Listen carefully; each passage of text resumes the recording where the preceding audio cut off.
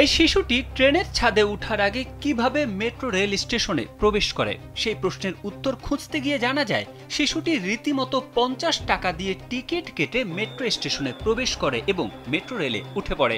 তবে তার আগে খুব কৌশলে সে টিকিট কাটে। মেট্রো রেলের ছাদ থেকে নামানোর পর শিশুটির কাছে ট্রেনের টিকিট পাওয়া যায়। কার্ডটা সে কার কাছ থেকে নিয়েছে জিজ্ঞেস করা হলে শিশুটি জানায়, আমি ৫০ টাকা দিয়ে কিনেছি, আমার কাছে টাহা আসিল।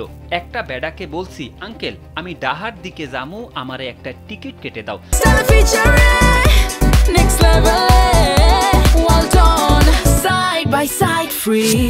তখন সেই লোক বলে, ৫০ টাকা দে, তোরে আঙ্কেলের টিকিট কাইটা দিতাছি। এরপর আমি তারে ৫০ টাকা দিছি।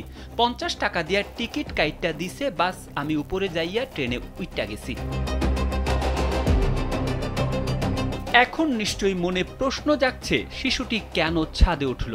শিশুটি কেন ছাদে উঠল তার উত্তর জানলে অবাক হবেন। কারণ শিশুটি প্রথমে অন্য সবার সাথে ট্রেনের ভিতরে উঠে, কিন্তু ভিতরে মানুষের ভিড়ের কারণে সে ছাদে উঠে যায়। তার ভাষায়, ভিতরে মানুষ ঝামেলা, একটা মুড়া দেয় একটা গালি দেন, এটির লাইগা টিকতে না পারি ছাদে উড়ে গেছি। গতকাল এই শিশুটি মেট্রো রেলের ছাদে উঠে পড়লে আতঙ্ক ছড়িয়ে পড়ে স্টেশন জুড়ে। কারণ বিদ্যুতায়িত হয়ে শিশুটি মারাত্মক দুর্ঘটনার শিকার হতে পারত, সেই সাথে ঝুঁকিতে পড়ে অন্যান্য সাধারণ যাত্রী। কারণ মেট্রো রেল বিদ্যুৎ চালিত, ছাদের ঠিক ওপরে থাকে অত্যন্ত শক্তিশালী বিদ্যুতের তার। এই তারই ট্রেনকে শক্তি দেয়। ট্রেনের ছাদ থেকে এই তার মাত্র কিছু সেন্টিমিটার দূরে থাকে, একটু কাছে গেলেই বিদ্যুৎ পৃষ্ঠ হওয়ার ঝুঁকি থাকে। এটা এমন শক্তি যে সেকেন্ডেই বড় দুর্ঘটনা ঘটতে পারে।